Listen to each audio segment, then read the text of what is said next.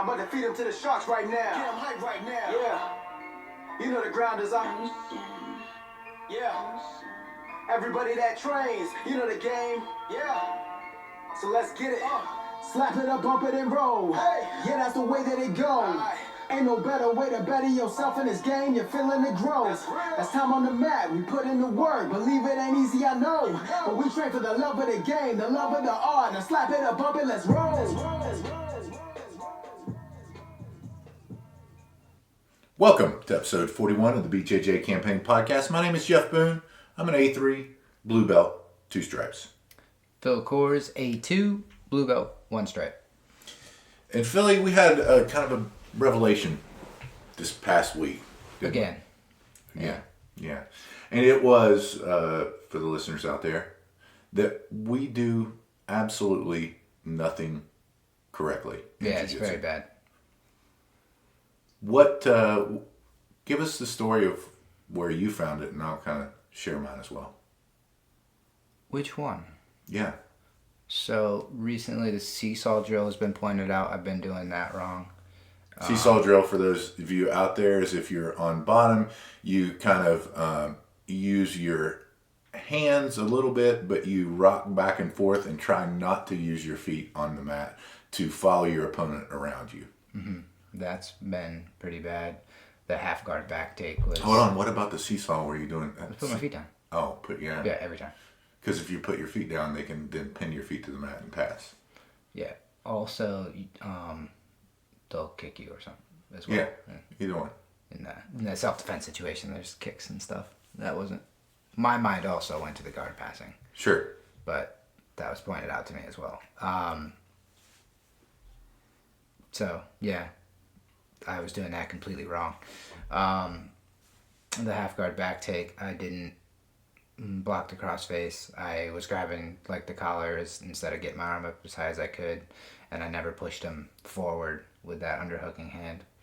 Other than that, it was pretty good. Mm-hmm. And also the Peruvian necktie. Persian bow tie that worked once somehow, and I just been trying to repeat that, and I've been doing it wrong the whole time apparently, so we'll work on that. Yeah, and for me it started with the scissor sweep. Kind of corrected that. It's still probably wrong in most points, but also the cross choke from mount, kind of solidified that. I didn't really know anything about that. There's so many techniques and so many steps to each and every technique, and it's amazing. It's amazing that John's so patient with all of us, because we're all just infants that are learning to crawl, not even walk right now. Yeah, it's hard to see the levels, I guess. Every time it works once or something, and then it's done, and the next level to it is seemingly obvious every time you find it out, and then you just don't get it. And you brought up a good point too, with the Peruvian necktie, and that is that maybe it was on a newer white belt, right? That you may not have had the submission on correctly, but they were just uncomfortable and they tapped, and then you got that positive feedback loop of, hey, well, this worked, so let's try it more. And don't fall into that trap, right? I do the same. I do the same. Yeah, I'm 99% sure that's what happened, and because I didn't ask a question to try to figure it out. I've been wasting a lot of time trying to do it wrong, but oh well. Yeah, well, John straightened us out the other night after class, right? Yeah, that was funny. But I think that I've been saying recently that I kind of tried to only been going to fundamental classes for the most part and trying to see those as much as I can and clean them up and improve on them. And I don't know, every time I'm seeing something new, it's never, it sounds cliche or whatever, but like it never gets old or gets figured out. There's always another roadblock in there somewhere with one of those same moves before even branching out, into anything more advanced, whether because I can't remember how long ago it is now, maybe 3 months ago, trying to do like De La Hiva and explore the open guard. And then I don't really get the opportunity when people are resisting. There's, it's, in my experience, if they're good enough to pass the guard, I don't even have an opportunity to set up the De La Hiva, and I've been working on it, it's non-existent, basically. A good entry for me on somebody who knows to stand up is maybe 10 seconds of getting that De La Hiva in and trying to fight for a sleeve or a collar or whatever before they're passed. That's like 3 months. Like it's not been going well. Have you thought about getting the sleeve before you go into the De La Hiva? No. No. Okay. All right. Most times I've gone into it has been from already an open guard position, and trying to kind of enter. And I think I usually grab the ankle first. The close one, obviously. Sure. But essentially what all that's boiling down to is my reasoning for wanting to do the open guard was because people were just, passing my guard and I couldn't sweep them or anything else. And I just kind of took me a little while to realize, maybe I should figure out how to just try to do the basic sweep first. Maybe I should try to figure out how to pass the guard first. And then once I can dictate the position, I can work on that other stuff. But if I can't dictate anything positionally, and I just accept being a close guard on the bottom because that's where, we've talked about before, if I just am going to get into a pushing match with somebody, 9 times out of 10 I'm going to lose. Start from the knees and you're pushing, I'm going down. That's just is what it is. And if I just accept close guard and only want to attack from there and never want to work on sweeps, I'm never going to get on top and work all that stuff. So, I wanted to work on the top game. Well, what happens when I get on top? I can't pass the guard. So I have to work that first before I can get to the top, But anyway, it's just, and I think John Schell was the one who said it in our black belt episode, and it made a lot of sense to me when you hear it. And it's like, he's trying to do this fancy stuff, and his professor at the time told him the same thing, and was like, "Oh, show me what you're working on," and he just destroyed it. And he was like, trying that other stuff is really going to put in perspective how important the fundamentals are. And, I've had the conversations with Ryan, and he jokes basically that I'm that meme of the blue belt trying all this stuff on YouTube. And yeah, it's true. And I have to sit back and think about why I'm saying it. And why am I saying I need to work on this? Well, it's because I can't do the fundamental stuff that's way more efficient. It's like, I just try to do that and then they do this. So I'm going to try this elaborate other option versus trying to clean up the fundamental thing that's been proven for 150 years that it works. So not that long, but yeah. But they're there for the reason, and they're the most efficient ways to get to the finish. That's what you should be trying to get better at. And if I can get better at those and I can dictate the position, then I should be able to, if I have the guard retention in the first place to hold somebody to get them to the open guard, and I'm not worried about them passing, because if they pass, I'll recover and I can sweep them and start again. That's a whole different situation than I'm going to try to learn open guard because I have no other options, Yeah, no, and that brings us to our next topic, right? I mean, because that's what, that's what we're here for, is that we're trying to share our campaign with everyone, and that is that we now, and how we didn't notice before now, the glaring insufficiencies in our fundamental techniques, I don't know. Well, what's really happened to me is I help with the kids' classes a couple times a week. And I'm seeing these techniques, and then they're asking, can you show it? And I'm like, I think so, I'm pretty confident in it. And then it just kind of gets into the point where I'm questioning, what I do know, and then I want to, for me, it's almost like I want to see it again. I try to watch how he's going to show it, and then try to... He, meaning John John, Fowler, our professor. I try to, mimic that because he knows what's important. And the common mistakes and those things. And it's like I kind of almost lose confidence that I know what I'm talking about. I'm like, I think so.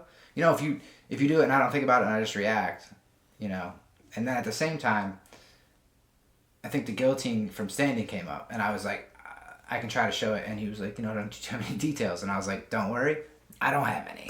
So, like, not going to give him too many details because I barely know how to do this. So I show that, and versus me being super confident showing something else. And then at the same time, the hip bump sweep is the best sweep where I feel like, I can hit this sweep on people that have been training more than 2 months. Otherwise, I can't sweep anybody, right? So I'm doing the hip bump sweep, and last week Ryan shows me something extremely basic and coming down to like the positioning of my hand. So realistically, I don't know anything well enough. Like I don't know any of these techniques or any of these positions, and I'm still learning every aspect. And some of them I just feel more lost than others, I guess. But it is funny to see that because it's, I get, I guess, self-conscious about showing one technique, and I'm confident about another one. And then you can turn around and show me something as basic as where my hand is positioned behind you.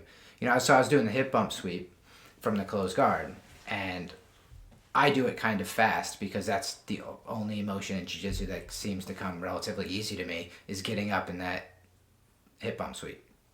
So I was keeping my hand kind of far away, and Ryan Leggett, the black belt who instructs on Fridays, came over and was like, show me that again. And he said, freeze, as I got up to my hand. And he was like, now move your hand closer to you and look how much higher your hips can get. Which obviously makes the sweep a lot stronger because the higher the hips, the stronger the sweep. So, and high hips win, positionally. And similar idea with, bridging, of keeping your feet closer to your body, the higher you're going to go. So as soon as he pointed it out, it made perfect sense. But again, that's the technique I feel comfortable. That's my go-to. And that the reason people stuff it is because they're bigger, their hips are higher, and on my best sweep, they could still be improved dramatically just by something as basic as where you put your hand. So again, I don't really think I know how to do anything perfect, but anytime I do start to feel confident, I'm like, it could always get so much better. There's so many little details. I could just make all these things go so much smoother. Agreed. And I don't want the audience to think that we're shitting on ourselves, because we're not.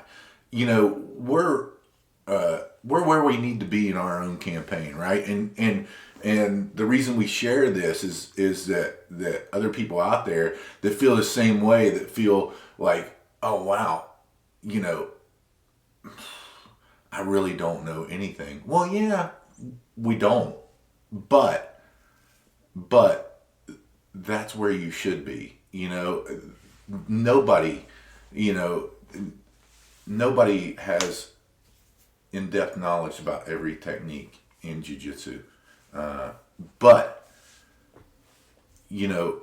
that journey, that learning, that realizing, being able to deal with it in your own head of like, okay, well, this worked. Well, yeah, because the movements that we're doing, even if we do them 30% correctly, right, which is probably a pretty good estimate of how we're doing it, that's good enough to actually be effective against someone who's doing it 5% correctly or 2% correctly or 10% correctly, wherever that scale goes to.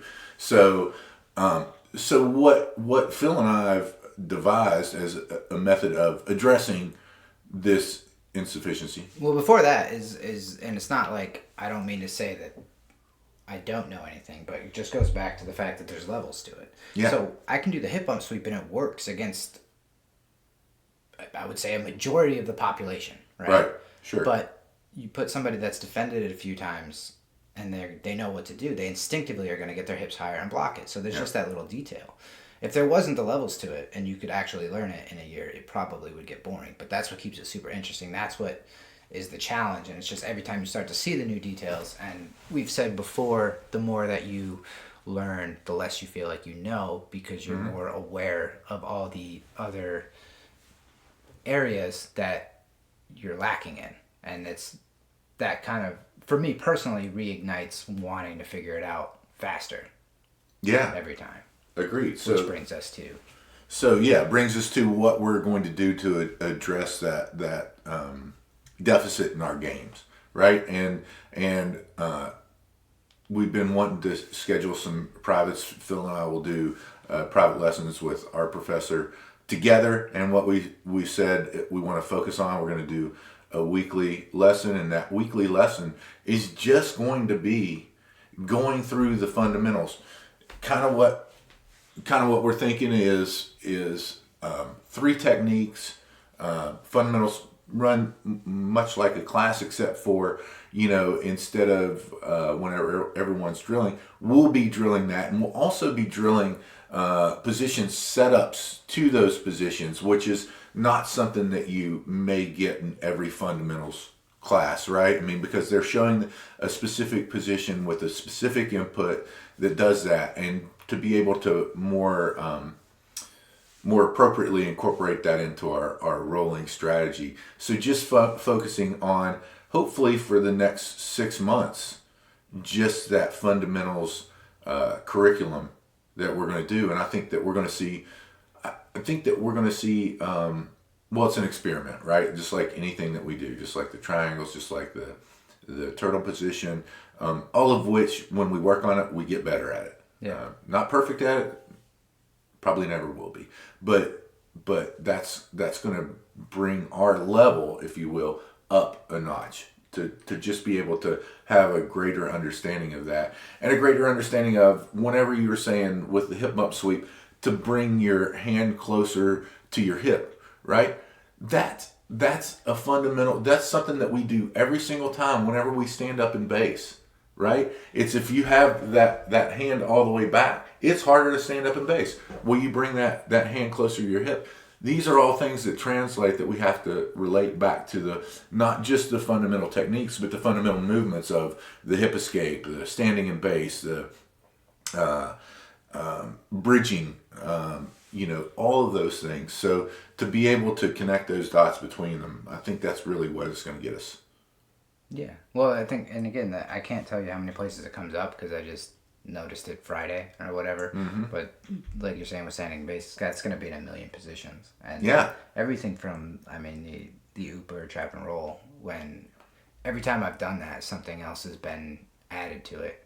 Yeah. And I'm still always in the bottom of the mount, so I could always, use more details and next steps on fixing all that stuff. Yeah, there's no end to that. I think obviously most of them could use a lot of improvement, and getting that closer supervision, or whatever you want to say, looking over it as I work with you drilling, seeing both sides of it, I think is going to be super beneficial. Yeah, I totally agree. And so that's what we're looking forward to in the next 6 months. We'll report back on it, as things go along. I'm sure we'll figure out more stuff that we don't know. Yeah. No, there's going to be a lot of those, I'm sure. Might be the theme of our next 6 months worth of podcasts. Yeah, well, the last 6 months, I think, has been me trying to get on top. I think around Thanksgiving was when I decided I was going to try to do it. Yeah, it was. I'm still not there. So yeah, you're doing better, though. Much better. Yeah. It's still hard. Yeah. It's you expend more energy doing it? A little bit, yeah. Yeah. Very good. So our next topic is something that I think we're both super excited about, and that is the Origin Immersion Camp. We're 6 weeks away from that. Shout out to the Cabin 5 crew. Jack Davenport. Jack's gonna be riding with us from the airport to the camp. Looking forward to that. Can't wait to see him. Can't wait to see all of them. Can't wait to see AJ and James, Alexi, all the folks there again. And now that we know a little more of what to expect at the camp, we can kind of better prepare for the camp. So what Jeff means is he's only bringing one gi. 100%. Top tip, if anybody out there is going to the Origin Immersion Jiu-Jitsu Camp, they have a pro shop, and every year at that pro shop, Pete might get mad at us for telling this to all of our listeners, but every year at that pro shop, it's like half off of all of their gis. So I'm like, well, I bought what, 3 gis I think so. last year. Yeah. I didn't really have enough room in my suitcase to pack them all home. I stuffed them in there somehow in my intoxicated stupor of trying to get out of there. That's a story for another podcast, or maybe we'll come back to it. But yeah, I'm bringing 1 gi because that first day they have that pro shop open. I hope it's open. Oh God, I hope it's open. I might have to get a hold of Nicole and make sure that it's going to be open that first day. But yeah, so I can just buy a couple gis there. I don't know how many I'm going to buy. At least 1. I'm very confident you'll buy at least 1. So yeah, that's one of the things that we're doing. But what else, Phil? Well, they have the couple. They haven't released the schedule yet, but last year they had the 3 sessions a day, and you could do your choice of gi or no gi in the afternoon, I think, and then. But just having a better idea of training, drilling the way I did it last year was just drilling in the morning, drilling in the afternoon. They did a Q&A at night, which was cool, and then they had rolling for like an hour or whatever. Or 3 hours, as the case was in many nights. Yeah, so however long you could go. But, and then I was trying to take notes in between. I think beforehand, there's obviously certain things that I've been working on this year, mostly sweeps, right? I mean, open guard wasn't like a plan I had 3 months ago, which I don't want to say I've abandoned, but it's just, for me, not really time for it, I've been working more on trying to get a little bit of takedowns figured out, or at least 1, and then the sweeps and getting on top, staying on top. So kind of getting that idea of the certain things I want to work on while I'm there, especially getting new looks from people that I've never seen before, which is fun. Because most of the people that train with you all the time, they know exactly what you're trying to do, or pretty close to it, and a lot easier to defend it. But I'm excited for that, for sure, and just getting that plan going in, like working again on the Von Flu while I have the opportunity there. He's got the Peruvian necktie. He's got the whole, James Klingerman is who we're talking he's about. He's got those DVDs out there, so getting the opportunity to actually work with him and talk with him while he's there is a golden opportunity on certain things, and Yeah, we got to take advantage of those folks that are there, like James Klingerman, who is phenomenal at the Persian bow tie and the Von Flu. So we can pick their brains. People have been doing this for a very long time. They specialize in these techniques. Another one that comes to mind, Alexei Pickerel, and he's one of De La Riva's students, and he goes over De La Riva. Who better to learn De La Riva from? And that's where my interest came from, that open guard style last year, and I've been working on it a lot this year, and I'm getting better at it, at the De La Riva, setting it up, going to that deep De La X and exploring a little bit more about it. But now I have a little better foundation. Well, not a little better. I've got a lot better foundation for what we learned last year in it. And a lot of people say, well, Jiu-Jitsu camp, you're going to take 1 or 2 things away from that you do. Yeah, you are. But also the other benefits of that are that you're immersed. That's why it's called Immersion Camp. And just like learning a new language, which is kind of like Jiu-Jitsu is, it's a new language, right? The more you're immersed in it, those things that are not really tangible, that you see just by being there and doing 3 sessions a day, you're going to get countless of those intangible benefits that you don't really see because you are immersed in Jiu-Jitsu. And so, I might only take home 1 or 2 techniques that I implement into my developing game. But the rest of it that we're going to get from that is going to be, it's just going to be an incredible experience. And I'm sure it's going to help what we do in Jiu-Jitsu. So, of course, even the things that you drill that you don't even, I think that's what John was saying last week, even if you don't understand it or you can't see how you would use it, don't write it off. You drill it and you try to take something away, because so many things are related all the time. And just because you can't make the connection yet as to what else it's going to be related to doesn't mean it's not going to help.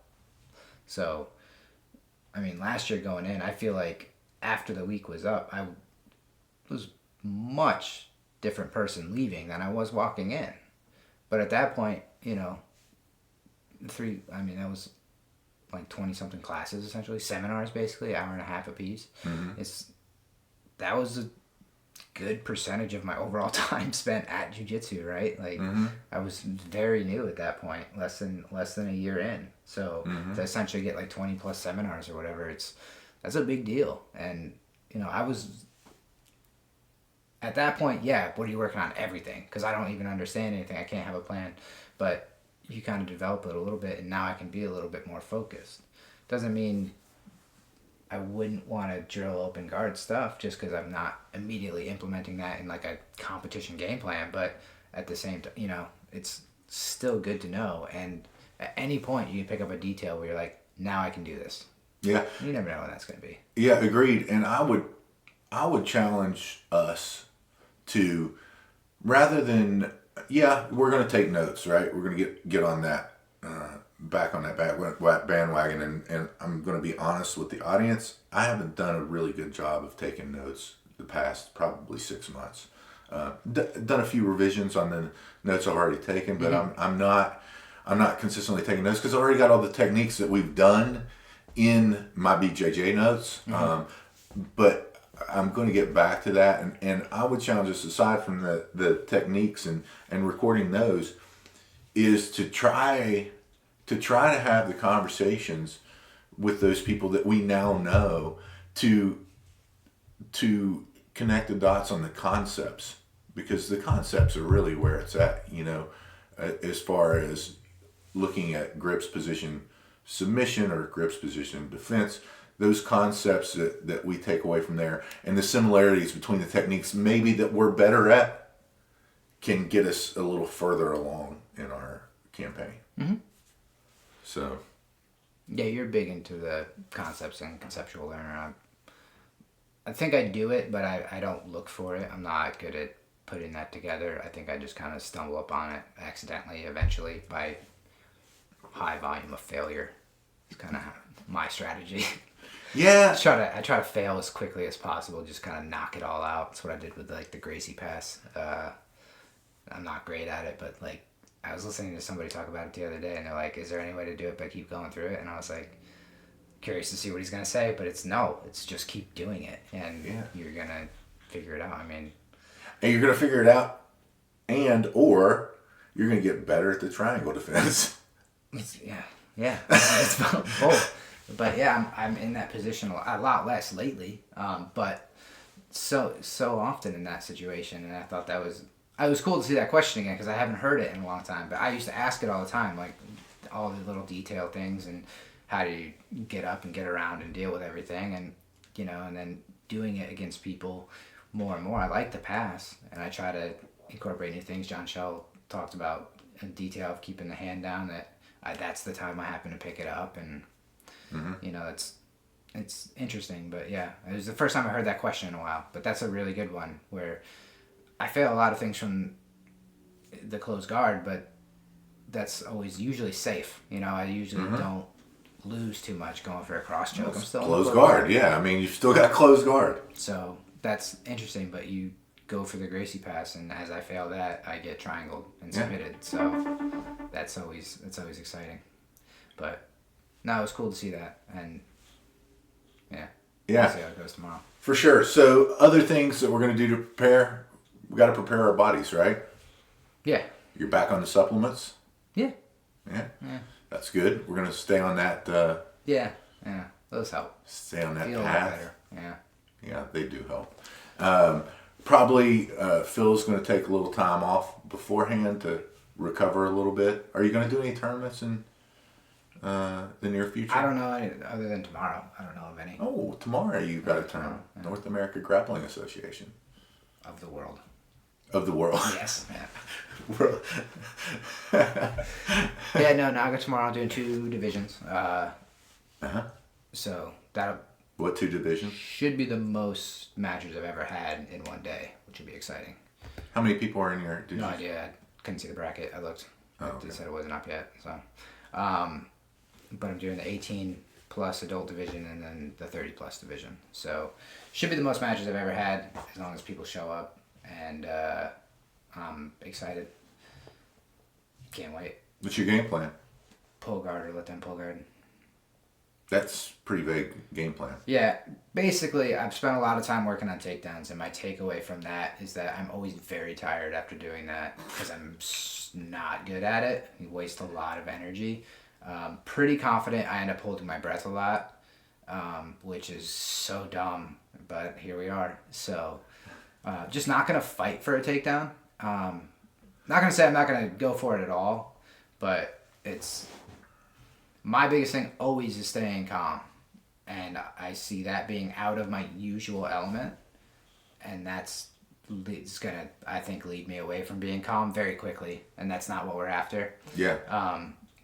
So I'm going to see what the other person does first. If they are looking to pull guard, that would be preferred for me because I've been working on passing a lot. Sure. You're getting a lot better at passing. Yeah. I don't think that's my best path to winning. But that's what I want to do in the competition is test passing against somebody who I've never trained with who doesn't know what I'm trying to do. Because I work passing with you all the time. Yeah. You've noticed my progressions, everything, every step of the way as I've improved, you've just immediately countered it, obviously knowing the next step. So I'm excited to go against somebody who, if they are a guard player, I can work passing on somebody I don't know. You know, if they're looking for a takedown and not going to pull guard immediately, I'm going to pull guard, and I think if I can get him in the close guard and don't get ankle locked in 5 seconds, that's my best chance to actually win the match. But I would prefer to attempt a passing game. Yeah. Yeah, great. I think that's a good game plan. Anything else like that you've done in preparation differently for this tournament than the previous? Just leading up to it, I think I decided like 3 weeks ago I was going to do it, but training just... like we were saying earlier, the last 6 months, 7 months, or whatever it's been, I've been trying to get on top, stay on top, dictate the position basically, and that's not going super well, but we'll see how that goes tomorrow. I've stayed away from close guard a lot the last couple months, to the best of my ability, and I'd say probably the last 2 months especially, I've really gotten away from close guard, where it took a while to kind of... I was saying I wanted to do it, and then it took a while to actually implement that in live training. So I'm looking forward to see what happens, and always staying calm is huge. So I'm curious to see if, as soon as it starts, if I just throw this game plan right out the window and pull guard again. Not writing that off as a possibility. Sure. That's probably what's going to happen. No, and I don't think that's a bad game plan either. And I'm proud of you for game planning. Yeah. Eventually I would like to get to the point where I'm confident enough to just try a takedown or like fight for it. But it's just not there yet. Yeah.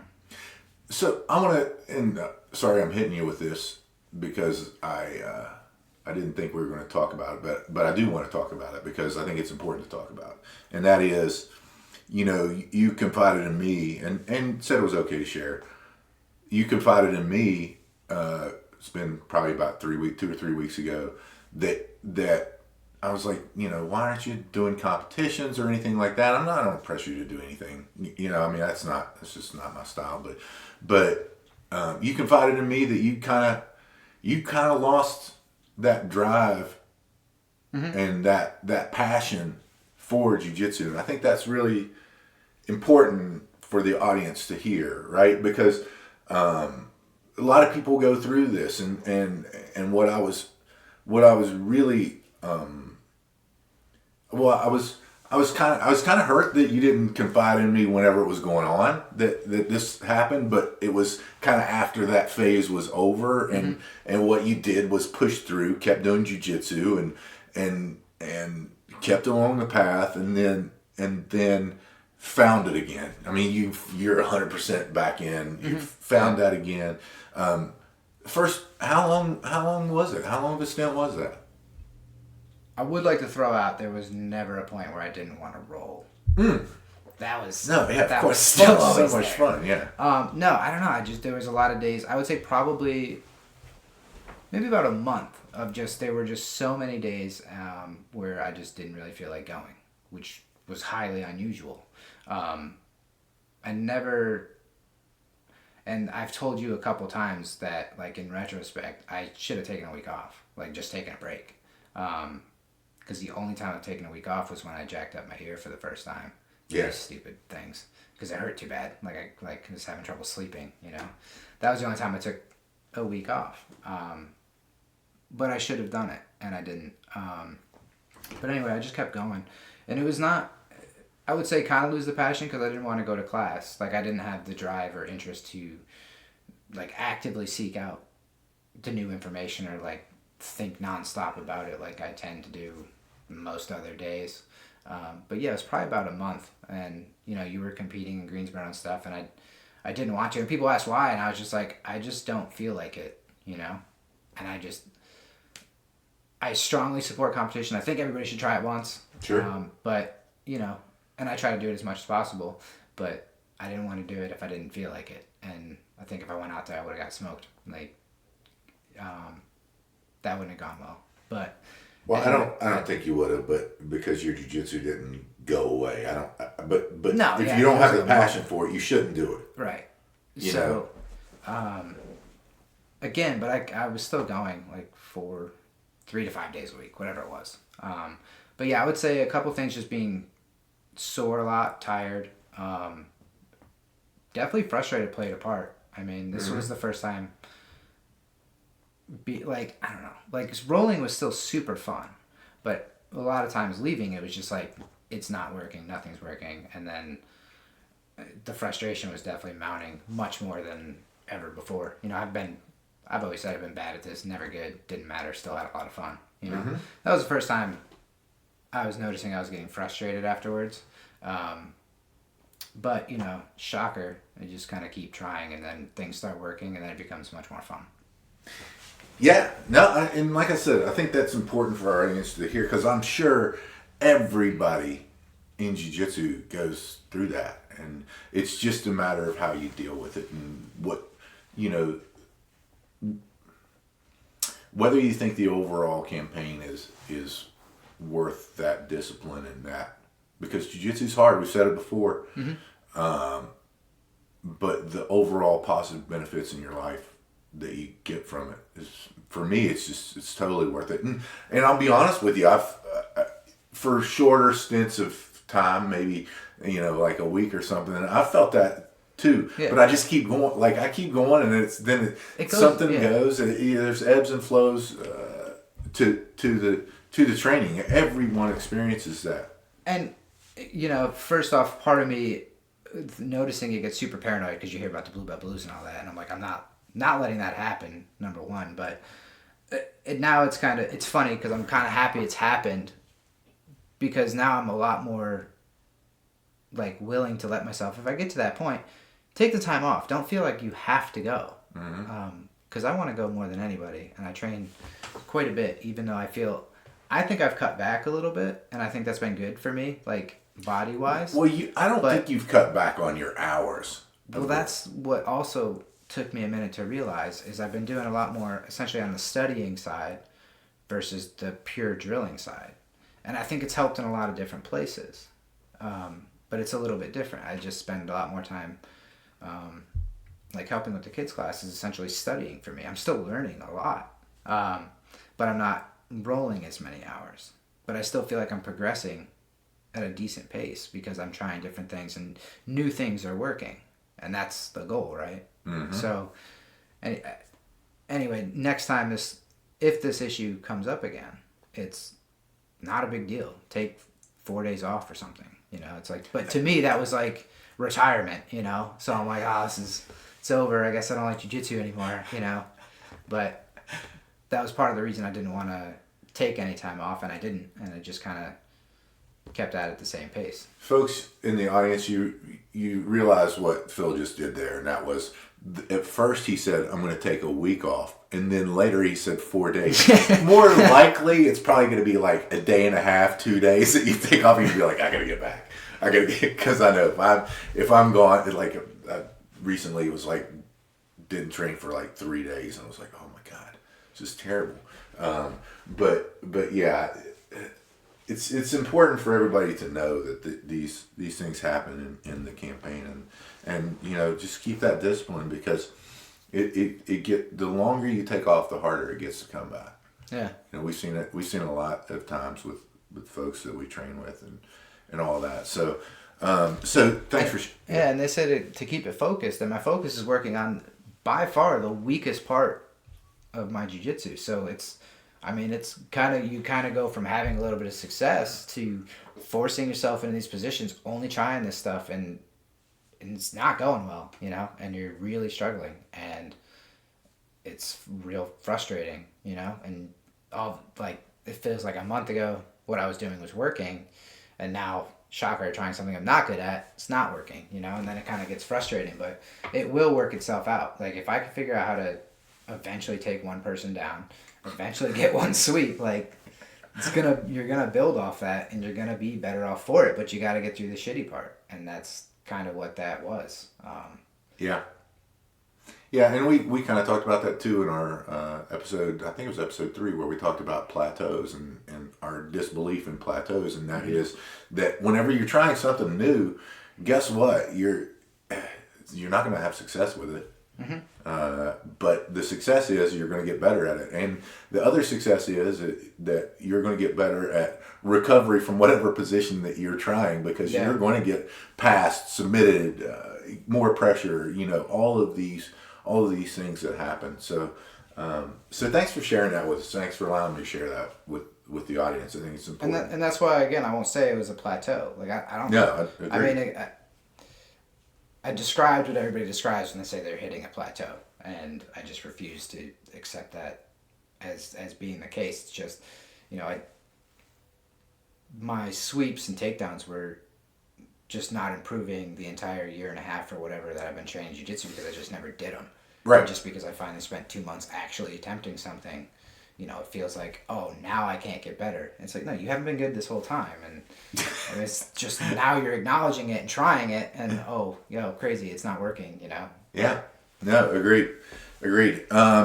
So I want to give a shout out to Joe Selecki, via New Jersey and North Carolina, person who won his fight on the Contender Series and got a UFC contract. This was this past week, so congratulations to Joe. We've seen him at Toro Cup before. He's a tremendous competitor, and he actually went out, and it was a great fight, unbelievable. First round submission, right? Yeah, first round submission. Yeah, great. And it was so funny because in the commentary, Michael Bisping said, because they said, Joe Selecki is a high-level black belt, and they said he crossed his feet whenever he was on the back, and he's like, oh, that's a mistake. Well, it's only a mistake, like you say with black belts, that's where you know enough to be able to break the rules. Well, I'm sure Joe Selecki knows that to defend that ankle lock, you got to push the ankles through. I'm sure he's not worried about getting that ankle lock whenever he's on the back. But anyway, I thought that was pretty funny. And also, just upcoming, we're super excited about Toro Cup 15.